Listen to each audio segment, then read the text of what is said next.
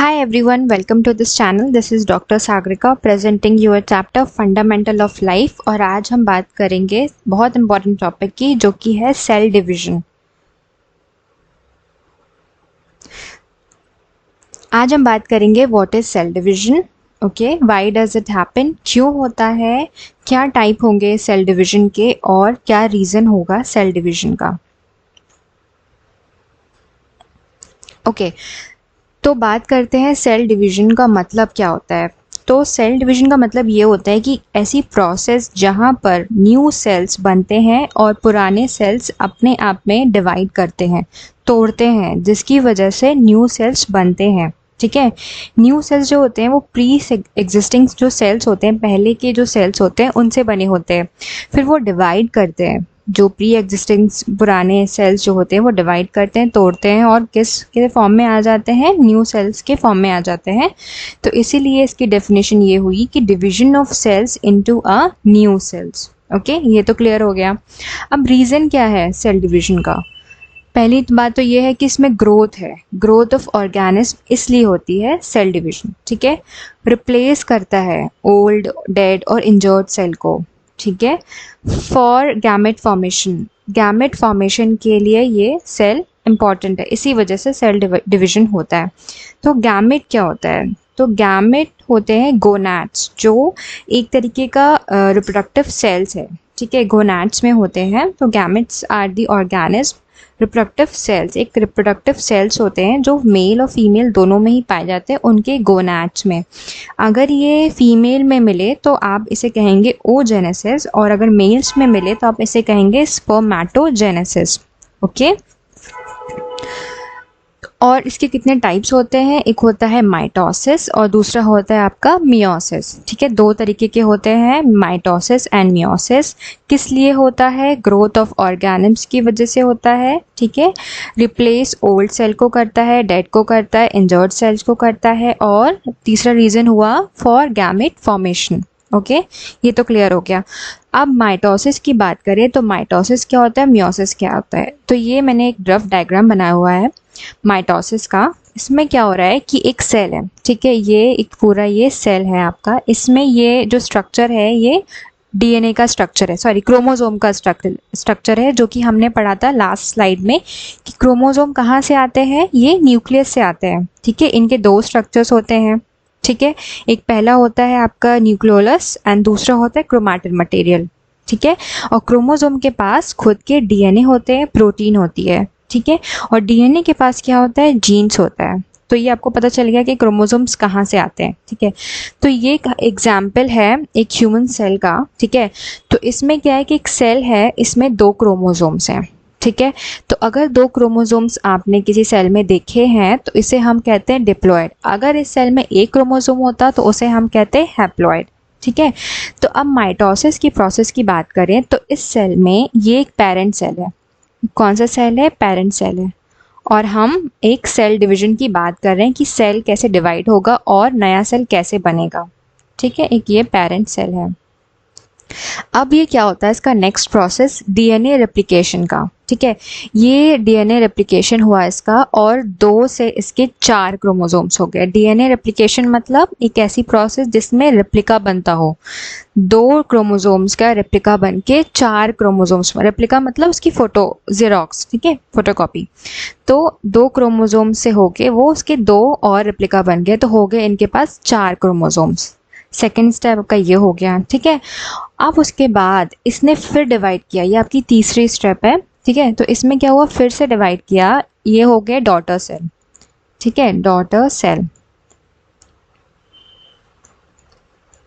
ठीक है, तो इसमें क्या हुआ, जो डीएनए रेप्लिकेशन हुआ था उसमें से 2-2 क्रोमोसोम इन डॉटर सेल को मिल गए।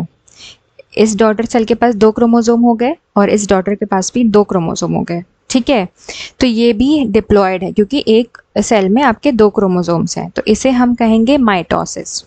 ठीक है, क्लियर हो गया। एक पेरेंट सेल से स्टार्ट हुई ये स्टोरी और उसके बाद ये डीएनए रेप्लिकेशन हुआ, सेकंड स्टेप। थर्ड स्टेप में क्या हुआ, डॉटर सेल बने जिनके पास खुद के अपने अपने एक एक 2-2 डिप्लॉयड क्रोमोसोम्स हैं। ठीक है, इस प्रोसेस को हम कहते हैं माइटोसिस। ओके, अब बात करते हैं मियोसिस की। तो मियोसिस में क्या हो रहा है कि ये पेरेंट सेल तो है, ठीक है, इसके पास खुद के 2 क्रोमोसोम्स हैं, ये भी डिप्लॉयड है, ठीक है, अभी ये पेरेंट सेल है, ठीक है। अब उसके बाद इसका भी डीएनए रेप्लिकेशन होता है, रेप्लिका बनता है, ठीक है, 2 क्रोमोसोम्स का 4 यहाँ पे हो जाते हैं। इसके बाद तीसरा स्टेप क्या था इसका, डीएनए डॉटर सेल बन रहे हैं। इन डॉटर सेल के पास खुद के अपने एक 2 क्रोमोसोम्स बने हुए हैं, ठीक है, एक डॉटर सेल के पास 2 क्रोमोसोम यहाँ पे, एक डॉटर सेल के पास 2 क्रोमोसोम यहाँ पे। अब जो तीसरी स्टेप आ रही है यहाँ पे, सबसे लास्ट स्टेज क्या है इसकी, कि अब ये जो डॉटर सेल बने हैं इनके पास एक सेल में एक क्रोमोसोम आया है। दैट मीन्स कि ये इसको कहते हैं हम हैप्लॉइड, ठीक है। इसको अगर एक सेल के पास एक क्रोमोसोम है तो उसे हम कहेंगे हैप्लॉइड। तो एक सेल में यहाँ से एक डॉटर सेल ने ट्रांसफ़र किया एक क्रोमोसोम को, यहाँ से एक डॉटर सेल को ट्रांसफ़र किया एक क्रोमोसोम। सेम प्रोसेस यहाँ पे भी हुई है, तो इस प्रोसेस को हम कहेंगे मियोसिस। तो हैप्लॉइड का जो प्रोसेस है, हैप्लॉइड सेल्स कहाँ मिलते हैं, मियोसिस में, और जो यहाँ पे डिप्लॉयड जो सेल्स हैं वो मिलते हैं हमारे माइटोसिस में। ये इंपॉर्टेंट है, थोड़ा कन्फ्यूजिंग है, ठीक है, कंफ्यूजिंग है, तो आपको ऐसे पूरा ये स्ट्रक्चर आपको रफली याद करना पड़ेगा कि डिप्लॉयड सेल पेरेंट सेल से कैसे डिवाइड हुआ है डॉटर सेल में, और यहाँ पे मियोसिस में डॉटर सेल से कैसे पेरेंट सेल से कैसे डिवाइड हुआ है डॉटर सेल में, ठीक है। यहाँ पे डिप्लॉयड सेल था तो कन्वर्ट होते होते डिवाइड होते होते हैप्लॉयड में आ गए, और यहाँ पे डिप्लॉयड था तो सबके पास डिप्लॉयड सेल बचे हैं डॉटर के पास, ठीक है। ये मियोसिस जो है ना, ऐसे ही गैमेट का भी फॉर्मेशन होता है, तो ये अभी हम डिटेल में बाद में पढ़ेंगे, अभी सिर्फ बेसिक में पढ़ा रही हूँ कि हैप्लॉइड कहाँ होता है, मियोसिस में, और डिप्लॉयड कहाँ होता है, डॉटर सेल मतलब माइटोसिस में।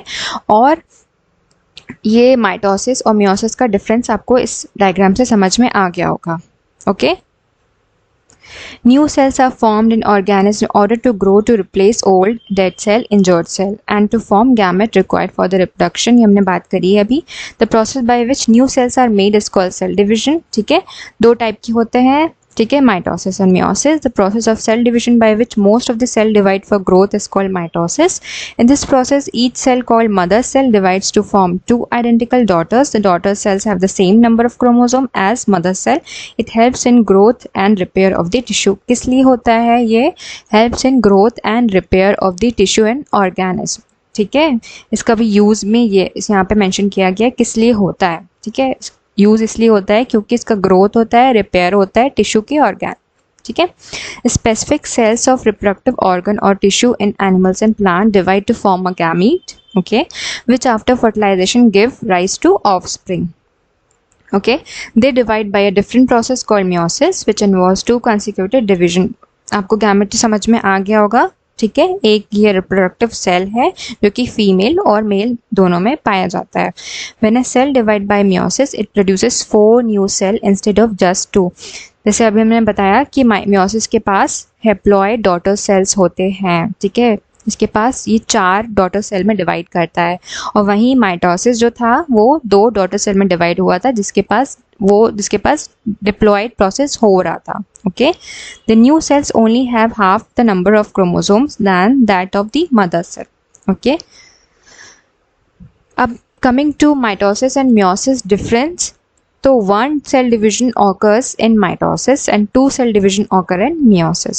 2 daughter cells are formed, 4 daughter cells are formed. Daughter cells are diploid or daughter cells are haploid. Daughter cells are identical and daughter cells are different. और meiosis में एक और चीज़ है, haploid तो होता ही है but इसमें जो डॉटर सेल्स है ना they are different. Okay, but mitosis में क्या था कि डॉटर सेल्स आर आइडेंटिकल, एक तरीके के होते हैं. Occurs for growth and repairs, किस लिए होता है? Growth and repair for tissue. But यहाँ पे मियोसिस में occur for gamete formation. Okay, daughter cells are haploid in the case of meiosis and cells which are diploid in mitosis. Okay,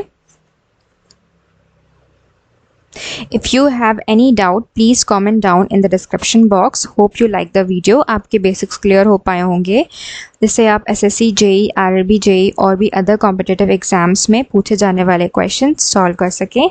Thank you for watching this video. If you like the video, do thumbs up, share and please subscribe to this YouTube channel. Thank you.